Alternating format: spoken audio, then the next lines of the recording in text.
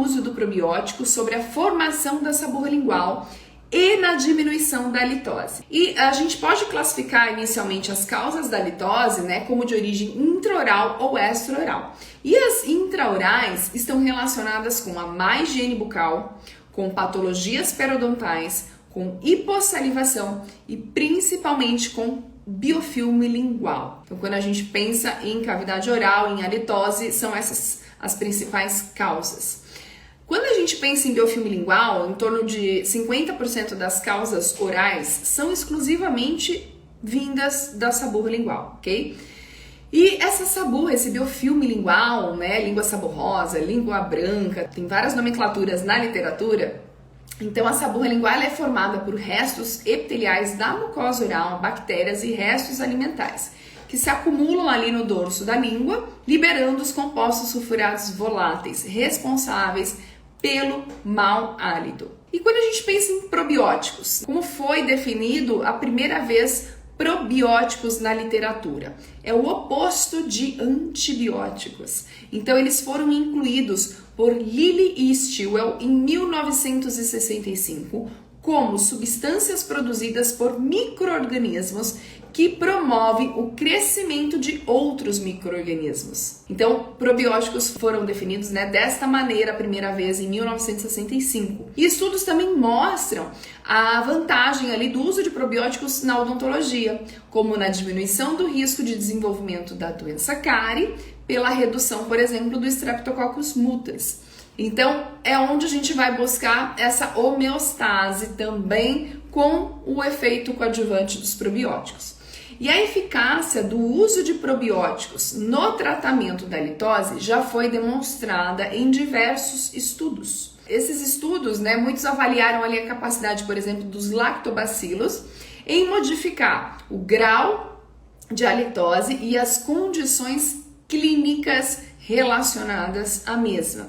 E do mesmo modo, analisaram então o uso de probióticos no controle de doenças periodontais, da cárie, mostrando então a efetividade desses probióticos no controle dessas patologias. Então, os estudos que eles foram mencionando, todos eles salientavam um benefício em relação ao controle melhor de doenças orais com o uso de probióticos. E esse trabalho tem como objetivo avaliar se os probióticos, na forma de filmes orodispersíveis, inibem a formação de saburra lingual após o uso contínuo de 90 dias. Bem como avaliar se esses probióticos vão reduzir a percepção de halitose pelo paciente. Então, filmes orodispersíveis são filmes que eles foram colocando, eles estavam impregnados, né? Eles eram desenvolvidos na farmácia de manipulação que a gente pode mandar manipular probióticos específicos. E aqui no caso do artigo, eles fizeram isso de forma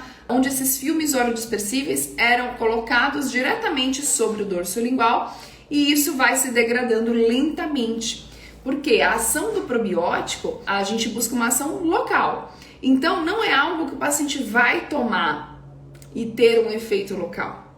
A gente precisa desse probiótico em contato, né, por mais tempo possível na cavidade oral. Então, podem ser esses filmes orodispersíveis, podem ser tapiocaps, que são como se fosse pastilhas, né, como se fosse essas formas também de derreter sublingual ali, também feito de tapioca, que vai derretendo e está impregnado também com probiótico.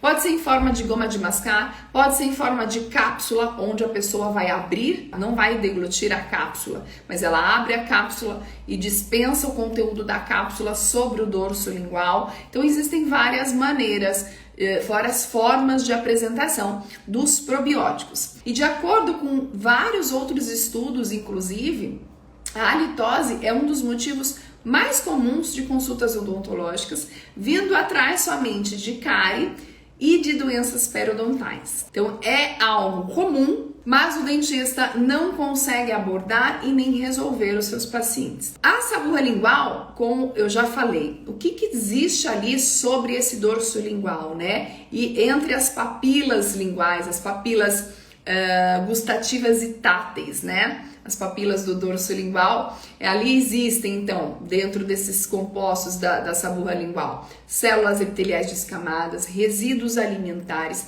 saliva, leucócitos, micro-organismos e muco, formando uma placa de coloração, então, branco-amarelada sobre o dorso da língua. E segundo Marocchio e colaboradores em 2009, a presença desse odor fétido na cavidade oral deve-se, em grande parte, pela presença dos compostos sulfurados voláteis.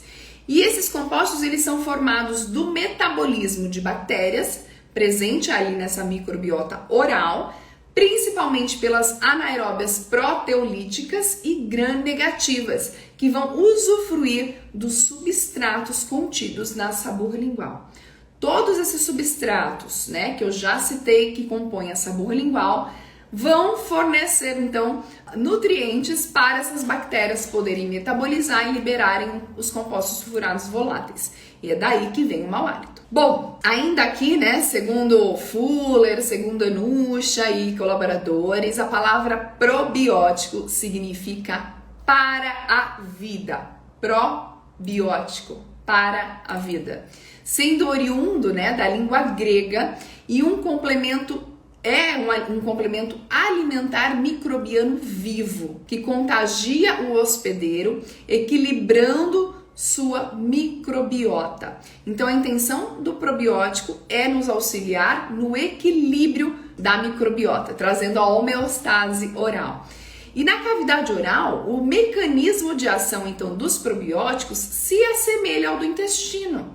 O que acontece? Onde a cepa deve ser capaz de causar um efeito benéfico ao hospedeiro, agindo então na forma de mecanismos hipotéticos de ação, aumentando a proteção de micro-organismos orais, competindo e intervindo com bactérias da placa bacteriana de forma indireta e atuam na função imunológica de forma sistêmica, atuando também como antioxidantes. Então, acaba que os probióticos eles vão ter uma ação não só local, mas sistêmica, porque mesmo que eu esteja utilizando os probióticos com função na cavidade oral, vai acabar sendo deglutido e tem também um efeito de função, inclusive imunológica, antioxidante, protetora, para a parte sistêmica como um todo, né? Então é muito interessante e é muito legal a gente poder ter essa alternativa também para complementar os nossos tratamentos, ok? Kendi e colaboradores em 2006 demonstrou a eficácia dos probióticos na cavidade oral, mostrando então haver um efeito inibitório dos compostos sulfurados voláteis. Sempre que a gente pensa que melhorou a halitose ou reduziu, né, o controle foi maior aí dessa presença dos compostos sulfurados voláteis, Carol, é só o mau hálito que eu tenho que pensar que melhorou? Não. Significa que eu reduzi essas bactérias patogênicas. Então, quando a gente pensa em compostos, eu tenho que pensar também nesse ambiente bucal, que ele está realmente indo para uma situação de homeostase. E Marquette e colaboradores em 2015 observou uma redução significativa na formação de saburra lingual de pacientes que fizeram uso de probióticos quando comparados aí com o grupo placebo, né, que não tinha feito uso. Penala e colaboradores também, em 2016, fez com que um grupo usasse enxaguatório à base de probióticos e eles apresentaram uma redução significativa nos scores aí de halitose em 1 e 3 meses, quando comparado ao grupo placebo também. Iwamoto e colaboradores em 2010, após 2 semanas do uso de tabletes à base de probióticos, os pacientes apresentaram melhoras no hálito. Então, gente, aqui vocês podem ver que tem estudos de 2 semanas e estudos até 90 dias, trazendo resultados, respostas de melhoria. A gente pode iniciar com 1 mês, por exemplo, de uso de probiótico e acompanhar. Esse paciente precisa ser monitorado. Mas entendam que não é simplesmente pegar o teu paciente e entregar um probiótico para ele. Para finalizar essa parte aqui, a conclusão é que as evidências atuais apoiam sim a recomendação de probióticos para o manejo da halitose. E os probióticos, como sabemos, agem ali na cavidade oral, causando um efeito benéfico ao hospedeiro. Então, o paciente ele vai ser beneficiado por isso.